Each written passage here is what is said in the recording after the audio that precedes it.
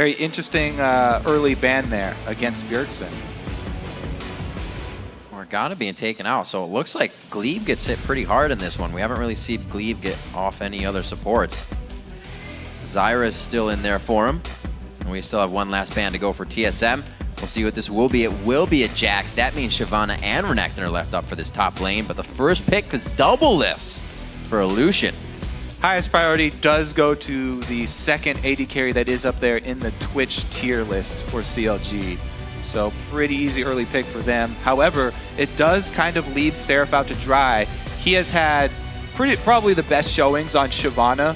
And when he's had to be forced onto Aurelia, it hasn't been quite as strong for CLG. So we'll see now if he has expanded his champion pool enough to incorporate this. TSM actually letting top lane picks go past the first round as well, though, in favor of getting not only LeBlanc, but also Lulu here. So that's really a flexible pick because it could be in the top lane or it could be support, and it opens them up for more carries on this team than just LeBlanc.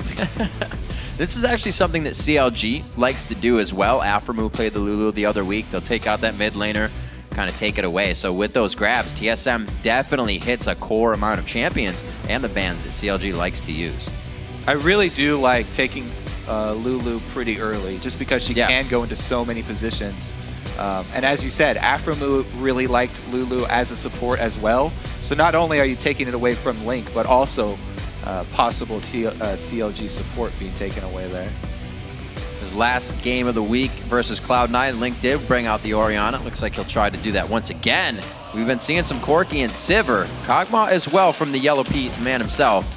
This would be a very interesting with Amazing going on his wheelhouse champion, Lee Sin. Yeah, Kog'Maw has definitely been on the rise recently. It's not just Twitch and Lucian at the top anymore. What's really interesting about the Kog'Maw nowadays are there's so many different builds people are using. I mean, some people are still even rushing Infinity Edge into Phantom Dancer, but even more popular now are the early Blade of the Ruined Kings or early Trinity Force. So there's so many options to go with that Kog'Maw now. And since they've set up a pretty good protect Kog'Maw situation here already with Lulu and Lee Sin able to kick people back, I do like the pickup here. They still have potential for snatching people off in the mid game with LeBlanc. They don't need that Twitch. Very interesting. The joke's on us. It is going to be a top lane Lulu, probably. Yeah, Leona. Dyrus has not played very much LeBlanc, and it takes Dyrus a long time to learn champions. So I'd say, if I was a betting man, Dyrus is going to take over the Lulu, because LeBlanc takes a little while to practice those combos. I'm going to distort twice right into the fight and then be left out to dry. So Gleeb actually leaves himself last to pick AD carry for WildTurtle. Already seeing that on the board. It's nothing they have to rush anyways for Lucian. Doublelift and Aphromoo, however, kind of winding out the composition for CLG. Still have Shyvana on the board. It would be an easy pick, but yeah, could be an easy last pick here, though. It would be going up against Lulu. Not sure how many ranged champions Seraph has actually practiced against. Shyvana, it's not that bad, though. She would probably be jungling early.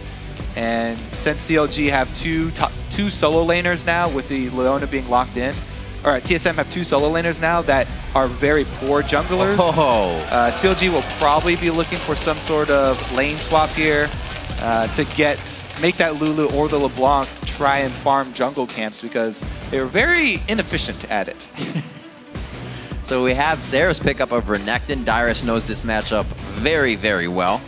And we also have the pickup of Aphromoo on Alistar. We got to remember the ball delivery system coming from Link there. That's something that CLG used heavily at the end of the split. Yeah, this is a very, very solid composition from Counterlogic Gaming. It's not complicated at all. They have a very simple comp here.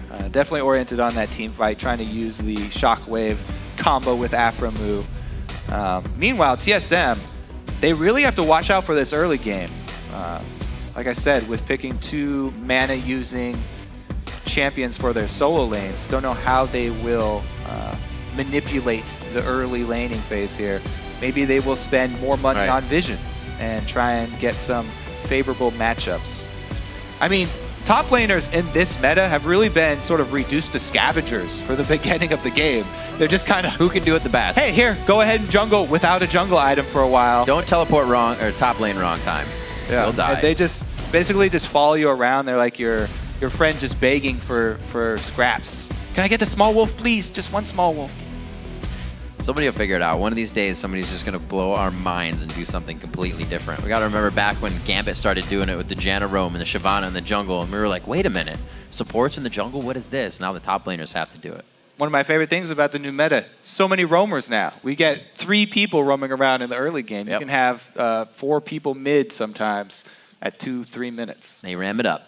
Before we jump into the game, we want to see how you've been voting over at lolesports.com, where TSM leads with 65% of the vote. It's not too bad off. Yeah, and you can also continue to share your predictions by tweeting either hashtag CLGWin or TSMWin to @LOLesports. We will be updating our polls throughout the entire game to check in and see how people's opinions are changing. So it's interesting when Cloud9 played Team Solomid first, they kind of banned out Amazing. They said, here, you can not have any junglers. And then it's kind of an all-around focus coming in from CLG. They feel like hitting every point of the team while getting Doublelift first pick Lucian is their best bet coming in here. Yeah, Amazing definitely was practicing a few more champions as well after last week. So he's probably up to speed on more than 4 now, as the weakness has been exposed.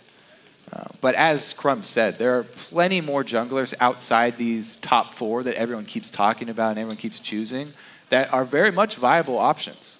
What are we looking at in that kind of situation? Well, if you're looking at Europe, then you saw Yorick, but that hasn't had too much success. But all the old junglers that people used to use are still viable. I mean, there's still the Xin Zhao, there's still the Pantheon, there's still Vi. They're just not as good early anymore. And people are much more favoring things like Lee Sin and Elise because these 2 guys, these 2 junglers here are going to look to have a very early impact. Dexter and Amazing, with very early game junglers, they should be able to really dictate the pace of this early game. Is there any fact of the swapping that kind of affects any of these junglers positively? A jungler with more mobility, the fact that things are swapped up, position on the map is stronger in one area. Does Elise favor that? Yeah, that's why we're seeing these early game junglers because they have more freedom now that people are not shoving down early turrets. They don't have to show in lane anymore. So if you're a jungler who can win a duel versus the majority of other jungling champions, then it's a good pick right now because a lot of the time you're only level 3. You're running into people. You're trying to duel. There are a lot more early skirmishes here away from turrets. Right. Now that people are moving around so much. And that's something that's going to play into the factor as we were talking about for Dexter. Having that big picture already ready if you know what you're getting yourself into. Meeting Amazing in the jungle, like you said, Amazing's going to be playing reactively if he hasn't already anticipated that. And we saw Dexter when they were at the Battle of the Atlantic, he was a little shyer. A lot of bush time, didn't really come out for ganks. But then when he got here in the LCS, he was pretty much starting all of those ganks. A lot of first bloods for Counter Logic Gaming. So Amazing will definitely have to be on his toes in the jungle. Yeah, and he has been, focusing a lot on the bottom lane as well. We'll see if he lends any extra support to Seraph. Seraph, though, we talked about the limited champion pool. Renekton's very easy to pick up. I feel confident that he can perform on Renekton. And he is taking teleport. It's not the Ignite Renekton because CLG, like I said, probably not looking for the standard lane matchups here. Probably looking to switch things around and get some free lanes. Well, free lanes for CLG would definitely be good. We know Doublelift loves to be in that atmosphere, farming his face off. The crowd is ready. A little bit of the running man as well as they get themselves onto the Rift. Looks like we got some relics in the bottom lane. Start off pretty organized and even across the board. Dexter gets himself a Vision Ward in there. Yeah, so extra vision for CLG, actually, because they're the ones that really want to manipulate this early game. We'll see if it does pay off here. Aphromoo also starting with that Targons is interesting. A lot of the times he'll spend even more money just on consumables and vision. But this time around, he's going to be beefy in that bottom lane. Alistar and Lucian is nothing to sneeze at. They have a lot of kill potential, and it's a great pick against Leona. Because whenever Leona comes in, he can not only interrupt her combo, but he could also headbutt her into the turret if they engage too closely. Just pulverize, knock her right into danger. So it's just this very strong pick against Leona specifically, and it's one of Aphromoo's specialties. I like it as well because, Gleeb and WildTurtle still kind of getting adjusted together, Gleeb has quite a bit of responsibilities coming in for Team Solomid. So anything you can do to kind of hinder that combination, you're going to get the one up. You can see that vote. Yeah, and that's a good point because WildTurtle is on a champion that is not forgiving if you have poor positioning. Kog'Maw very similar to Twitch in that regard. So we'll have to see how he can position on Kog'Maw. It's pretty easy for Kog'Maw though, especially since no mana for his W active. Taking advantage of that long range should be WildTurtle's goal. That was a fantastic change. Always love some Kog'Maw play. Just bring back the green elixir now and you're good. 2 minutes coming up on the clock as both teams look to give each other a little bit of space here in the beginning of the game. Regular starts off, no steals on the buffs. And it looks like we are going to get the matchup in the bottom lane. We'll see if Doublelift and Aphromoo decide to go hard here. All right, so we are going to get 2v2s down bottom. This is a really interesting 2v2. I really like the interaction between both these supports as I was talking about. But really, it's going to be what can Seraph do up in this top lane? Dyrus with one of the newer picks for himself, trying out the Lulu. We'll see if he can actually deal with Renekton. Because Renekton does have kill pressure on Lulu, even though she can harass him early. Like I said, Dexter likes to make moves pretty early. Might want to get an early lead for that Crocodile. Already got some pings going down on the backside, so they have the awareness of where Amazing is. If they want to go aggressive in the bottom lane, that's perfectly fine. Dexter is going to get a smite on his blue and be quite ahead of Amazing here in the run, so they can decide to do something off this if they want to. And that's really Dexter kind of had the big picture already, right? He's moving along, and he's ready to start things for Chronologic Gaming. Yeah, look at this. Amazing clearing out a lot of his blue side jungle. Took the white as well. Yeah. A lot of Lee Sin skipped that camp, but he's going for a much, much later red here by clearing out his full blue side. He should have seen... He should, yeah, should have seen the ward flash. He's going to let him get it quite down. Dexter with the smite down. Going in very hard, red buff. It does go actually over to Dexter, so he's got the damage on it. He could be taken... Wow. Amazing going down very well there, I meant to say, but... Great damage onto Dexter. Kind of a little too much of a weight there. Yeah, so it's a really good plan by Dexter. Here's what he's thinking. I've got a Renekton top lane. Yeah. He's going to shove it early. That's great. My mid lane as well. Orianna can shove LeBlanc very easily. So I've got two solo lanes that can back me up. It's a good call to go for that invade. The problem was really in the execution there. He missed the cocoon. He got revealed by the W. After he placed his ward, there's vision, so he didn't have to be that close. Could have backed off and expected that there would be a Tempest Cripple combo from Amazing, but he was too close. So he got revealed, it forced his hand, he rushed in there, didn't get the smite steal or the early damage onto Amazing. And if you go to at Lee Sin early game like this without landing that cocoon, then you're just going to get destroyed. So they actually end up only trading flashes because CLG have control of the lanes, and it was great collapse. Didn't go too poorly for CLG. Good plan, bad execution. Seraph still a bit of a level up on Dyrus. With Dyrus staying in the jungle, he is just leveling up now to meet where Seraph is. So if he can keep that in lane, the level 6 will be great when when Seraph hits it. Trying to formulate something in the jungle. Doesn't work, but you can see already CLG under 5 minutes trying to get something going. Seraph getting a little punished down in the top lane is Amazing. Wants to get something started here for TSM side. Coming in for Bjergsen, misses the ethereal chain. Looks like he'll be safe. A little extra damage. Whoa, whoa. Crowd really wants him to take that Lee Sin Q, I guess. It's like a cafeteria fight. But yeah, he dodged the skill that mattered. The chain is what was crucial there, so good job by Link. Actually going back to purchase his early Chalice now, too. Need that early magic resist versus LeBlanc, because all that she has over Orianna is the kill pressure. Now that he's got his magic resist and mana, he can control the wave much easier and reduce a lot of that Bjergsen threat. Link quickly getting a sweeper on this back, actually. So we'll see if they try to get Dexter to come back mid. Right now, looks like he's going to do some lane work. Going for Seraph. Lane gank bottom from Amazing. Just walked right in there with Lee Sin. Now, it's a champion that's very strong at lane ganking. However, the wave was shoved up so close to the turret. The point here is just to shove it into the turret. Aphromoo standing pretty aggressive on this one. Like you're saying, he's looking to headbutt somebody into the turret. He will not give you any extra steps there. And he also uses his Targon Execute to make sure they don't lose any minions under the turret. So even though TSM shoved this up to the turret with Amazing's help, they get nothing out of it. Actually, it's frozen in the perfect spot for CLG. So not able to accomplish anything with that trip down bottom from Amazing. And Dexter might make him pay for it. Because he showed down bottom, he knows there's no chance of a counter gank. There it is. And as I said before, Renekton does have the kill pressure on Lulu.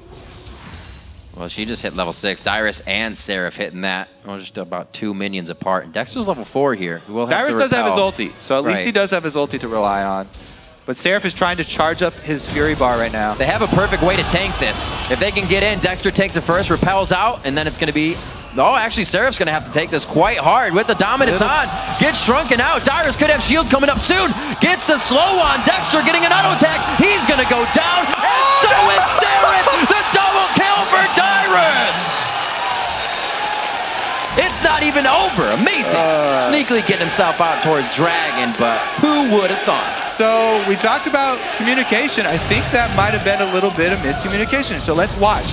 Dexter backs off now after the ult and shield have gone down. Seraph goes deep in though. At that point, Dexter has to try and finish this. But with Elise's reduced damage, he's not able to get the kill until he goes down anyway. And since Seraph went back in, not being sure that Dexter would be able to finish the kill, he thought that Seraph actually wasn't going to go down there. So he gets back into turret range and ends up going down as well. A double kill for Dyrus. Extremely good for TSM here. Because Renekton really needs to be able to use that early lead. Once Lulu starts getting more beefy, he loses his kill pressure. It's much harder for him as the game goes on. And Dyrus being able to purchase some extra wards here too should be feeling a lot more confident in this top lane. It almost looked like Dexter thought he got aggro because he stuttered back. And then, no. I think he was just saying, okay, we got the ult and shield, it's too dangerous, and he didn't want to go for it. Not sure, though. Might been in those things, those heat of the moment, do we go for the dive, do we stop? Those are the things that really, really count in the early game here that CLG might be missing because of the language barrier. They have said, though, that Seraph's English is strong. So they haven't had problems communicating with him. Well, we got to think now, those 2 incidences are adding up.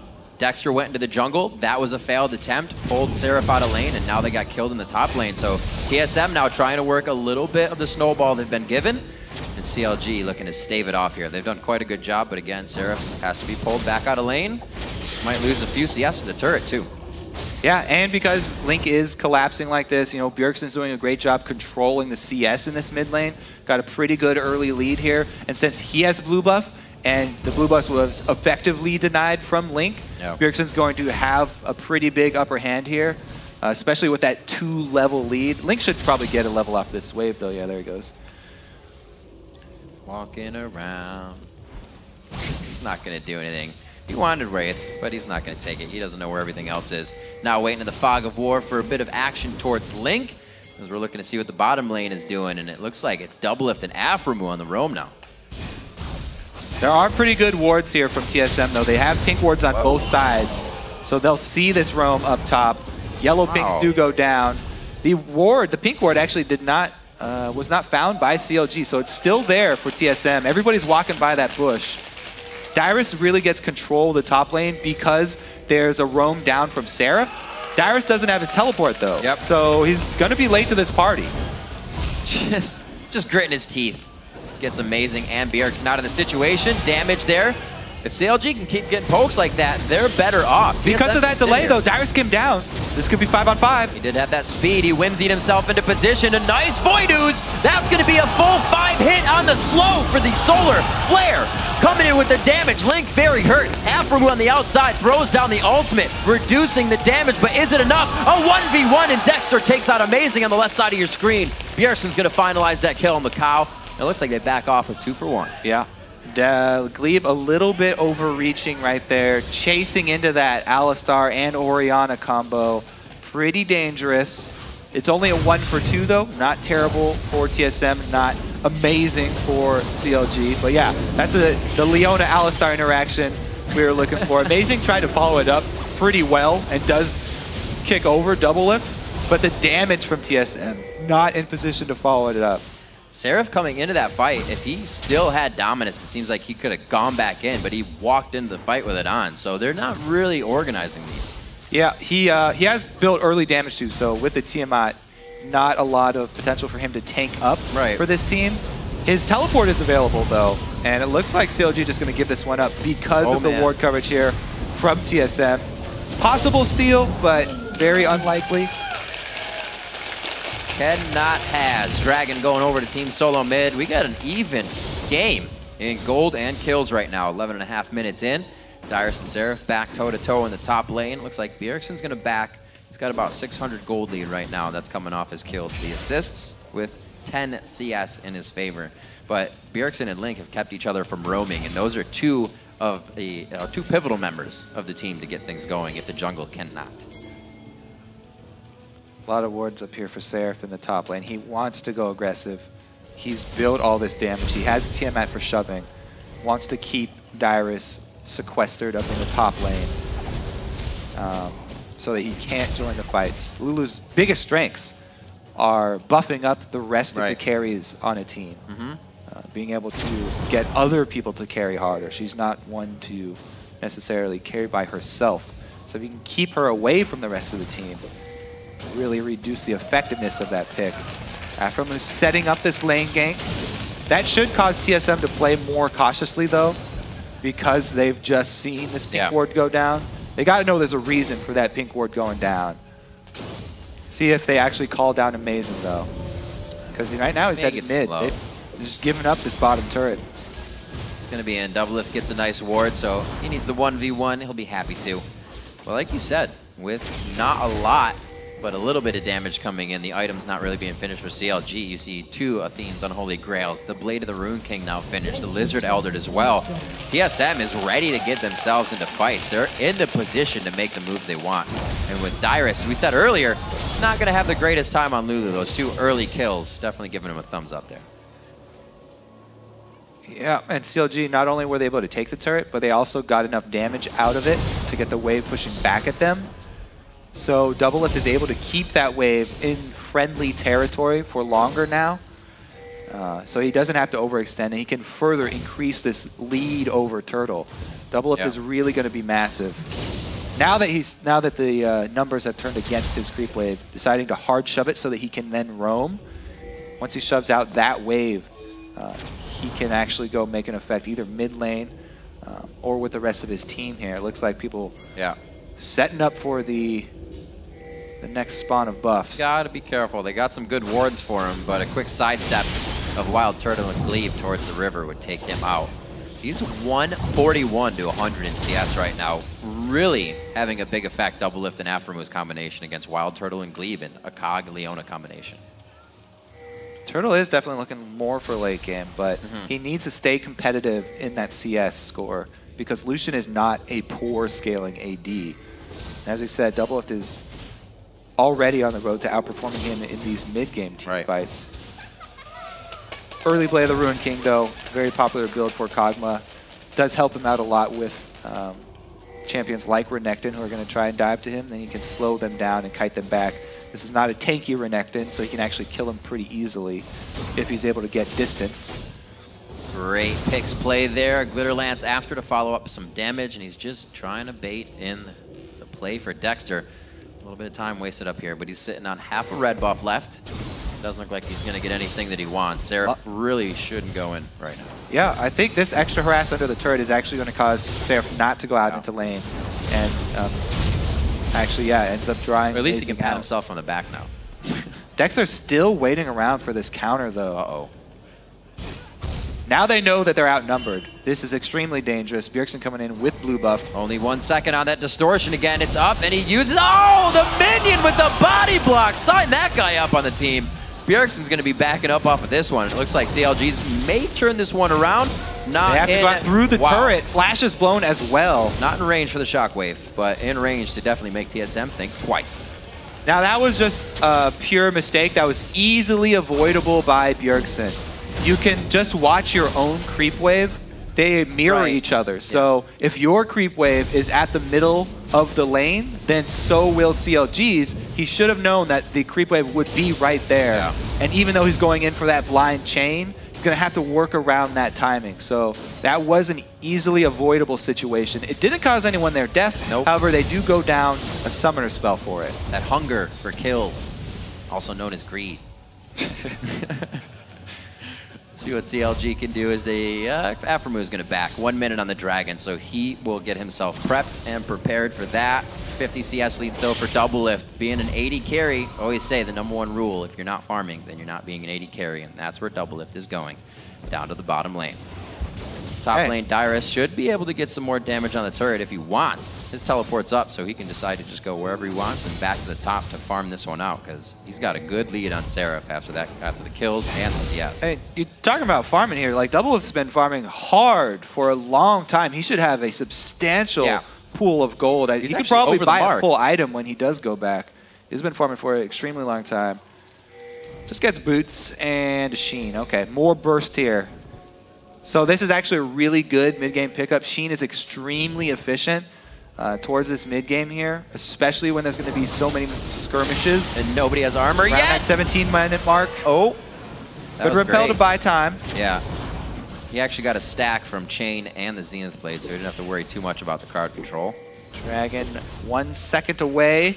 Teleports for both laners are up, but Seraph walks down once again, wanting to save his cooldown. And CLG, they actually have positioning on mid. They don't have to go down to Dragon. Because TSM weren't sure which objective they were going for, TSM stood in the middle ground, no man's land, and they end up losing the turret and positioning on Dragon. CLG can also clear out the vision here.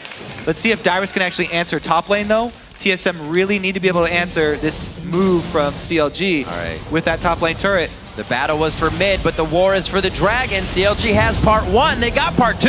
The fight to start here. The calling off to the right side. Doublelift, the sun is in his eyes. Gleeb goes hard onto Doublelift. He is on the backside. Can only throw out the skill shots and not put any more damage down. And CLG has to reassess this fight.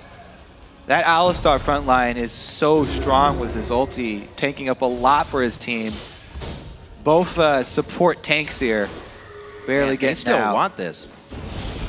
They've got positioning. So that was a mid for top turret trade. Dragon goes down, but it does give up middle turret positioning for TSM. They try and answer, but CLG do not actually give up. They do not go through with those recalls. Turtle's in the bad spots. CLG has been trying to make plays all game. Can't flaunt them for it. Some of them are coming through, but we're all tied up here. They do get that Dragon, which gives them a bit of a gold lead, and Doublelift CS obviously sticking on that cash. But 19 minutes in, and with 2 turrets down, CLG can start to add a little bit more map pressure, hopefully. When you got Dyrus pushing lanes, everybody else able to pretty much clear out a wave quite easily. So yeah, TSM, they want to play to their strengths now. They do have Dyrus who got an upper hand. He's got the 2 kills, he's got the CS lead, he's got an easily large rod. He can harass this Renekton, who hasn't been able to complete defensive items yet, just now getting his Negatron cloak. So we'll see what Dyrus can actually do with this, because the other parts of this TSM lineup here are not doing as hot. That Turtle, he needs a lot more time to scale up here with the Kog'Maw, trying to catch up to Doublelift. Maybe they can pull something off here with Bjergsen. They need to get vision back, though, for that to happen. Bjergsen with that LeBlanc. Not going Deathfire Grasp means that it'll be harder for him to pull off one of those assassinations, but he can still do it if he catches the right person, you know, maybe low on health. That's going to be quite tough. A lot of protection for all of CLG. If they can, like you said, get that magic resistance up, they're facing most of the damage and mitigating it right away. Yeah, the problem with going double AP with a LeBlanc as one of your APs is that people, when seeing LeBlanc, their immediate reaction is already, hey, I need to get a Banshee's Veil pretty early. So if you're running double AP, it just makes that choice even easier for them to go with. And it's a great item for anyone on CLG towards the late game. Banshee's Veil going to help out a lot. So TSM really need to... Whoa! Looks like Dexter's getting some nom-noms in the top lane. Seraph's going to want to help out here. Deja vu! Oh no, the turret! Dyrus is running! Time number 2, misses the cocoon. Whimsy coming up. The Glitter Lance goes over to Seraph, and he plays this one out in the fancy feet. Time number 2. So they don't get him again. However, it's just going to be a trade for turrets. CLG getting top turret right now. Meanwhile, TSM going to get that bottom one. The real story is what's going to happen mid, because side lanes are traded pretty evenly here, but Doublelift has such a commanding lead. With that Sheen, he can do a lot of damage very quickly to turrets. Really great purchase, putting the Phage on there as well to keep himself a little safer. Aphromoo throws it on. The back line is not warded right now in CLG. Like I said, trying to continuously make plays throughout the game. A lot of defense being provided here from Gleeb and the rest of the team. Collapsed on by Bjergsen here. Very close. He also has amazing right on his heels. Bjergsen looks like he's been living with a blue buff on it as it actually drains off of him as I say that. Good dissonance damage from Link. He's actually leveled that all the way 4. Q is at 5 since he spent that up. We're gonna see what they can do. Slowly pushing towards the mid lane, but they're not getting any of Turtle's poke down. They're not getting glitter lances there. They really can't engage much. CLG really looking for the perfect shockwave. Initiation burst onto Aphro. The one that heals. Not gonna be that effective. Yeah. Oh! There it is! The ball delivery system! There it is! They get it there by 10 a.m. guaranteed. And it looks like it's going to be Dyrus running for the hills. Doublelift gets himself in range. The Phage speed, the W passive speed, all the speed necessary for the double kill. And that is going to be a middle inhibitor turret already going down for CLG. Bjergsen wants to make them pay for it though. Trying to get a little bit off the edge there, chip off a block for himself, but nothing is coming off on that. CLG is a rock right now, and they're turning this rivalry into a base destruction versus Team Solomid. They pick up a 5,000 gold lead, 3 kills on the run there, and 3 turrets for themselves in the lead. A whole inhibitor off of that single initiation. Everybody knew what was coming. Everybody saw the clip last split. But you're inside their head. Still that impressive, even if you know it's coming. Aphromoo and Link once again pulling off the combo, and Doublelift is able to chase them down, even though red buff does wear off. Matter of seconds. Everybody on TSM thought, oh, Voidoos, we're safe. That was the end that CLG needed. Yeah, beautiful combo from CLG. What we were expecting from this composition, and they pulled it off beautifully. Great execution. TSM going to have to worry more about spreading out. I mean, they can't really afford for another 3-man Moo Link combo. So they're definitely going to have to spread out and work more with the counter engage. They don't really have the best opportunity when having Leona go all in, as we just saw, because not only is Aphromoo able to use Alistar's kit for engage, but also disengage and counter engage. You just crack all that CC. It's really more about TSM trying to use the Lee Sin kick to buy some time for them and then regroup. They have to spread out for the beginning of the fight and use Leona more for a secondary engage, a reinitiate. And another thing that helps is that they got so far with that battle. Doing that twice isn't always the easiest thing. Like you said, TSM's going to be looking for that. You're not going to get another perfect ball delivery. So we'll see how CLG can work their way back in to get it again. To be fair, TSM should have been looking for that from the beginning. Because CLG have done this before, and CLG were still able to pull it off. Also, once Aphromoo gets some more mobility, that's going to be even more scary. Oh dear. You can just see, they don't even want to attack him. Turtle knows just on his heels is going to be even more death from the Mad Cow. So they back off. Turtle's safe. A lot of summoners up on both sides as well. So we'll really get an all-out fight from both teams if they decide to go head-to-head. No holding back. 240 to 199, almost hitting 200 CS there. Doublelift staying on that mark for CS per minute almost. 2-0 and 3. So that first pick, Lucian, really working out for him. Yeah, it's turning really scary for TSM here. Seraph as well got really strong. He's got a fully completed Randuin's now on top of his Negatron cloak. So he is getting to be that beefy secondary tank after Aphromoo initiates. It's kind of been the story always. You just kind of see Seraph in the beginning, and then he'll disappear, and then he'll come back as a formidable opponent sometime in the game where he still helps CLG. Interesting choice here by TSM. They wanted to make another trade. This is just an outer turret, though. Yeah. The last outer turret for CLG going to go down for an inner turret of TSM. And TSM has to be very careful about recalling. They need to get back in time to defend an inhibitor turret. They can't afford to trade one outer for 2 turrets, one of them being inhibitor. CLG is just playing this fantastically with the amount of strength they have. Aphromoo knowing the limitations and how far you can really go with that champion of Alistar. Oh! There is the command shockwave to lock it down. A quick Q movement on the ball move. Takes down Gleeb, and they are going to get another inhibitor turret. Going on to Team Solomid. It's amazing. They take him down. And Aphromoo helping to be on the front line, giving a double kill out for Link. Doublelift picks himself up one as well. These guys are just going hard. Actually, Double doesn't. He's just on the assist score. Plenty of shields there for Doublelift 2 as Bjergsen comes in for the burst. This is maybe the fresh face of TSM kind of showing here. Not able to get everybody on the same page and recall quick enough. They weren't able to convey the desperation of that situation. The speed at which CLG were pushing was pretty easy to tell there, and they were not able to get the recalls in time. Right. End up losing another inhibitor for it. TSM really on the back foot now. Well, doing what they can, still remembering they got to light up Baron as much as possible. Everybody to back here, amazing with the possibility of getting this, but I don't even know if CLG is going to give them the chance. They have an inhibitor to fight at and force that one already. WildTurtle and Gleeb staying safe right now. We'll see what these guys have for CLG on a last push. They still have, like we said, a little bit of front-end ability power damage if they can hit the right people, but they have to hit the right people. Speaking of front-end ability power, Link is massive right now. He's also got a blue elixir on top of almost 3-item completed mid. So he's going to be giving some very, very high damage shockwaves, courtesy of Aphromoo. And Bjergsen gets a rest down before the fight even starts. Perfectly done on the LeBlanc.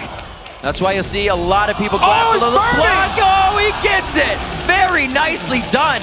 Link on that one as well with the shield assist, the speed up, and they're going to be going for the inhibitor. Not something they thought would happen. And another time that CLG catches TSM thinking they aren't going to engage. Yeah, it seems to be the whole team of TSM here kind of out of position, not really respecting the speed of CLG, and they pay for it there. Also not able to take up enough calling. Wow, Kobe! WildTurtle gets hit up. That was a passive shot in the Sheen proc. Gleeb is going to go down as well as they shut down the Sun.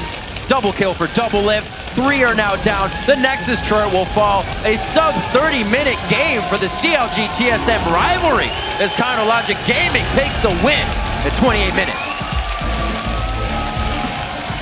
Congratulations to CLG. Very strong performance from them. Great.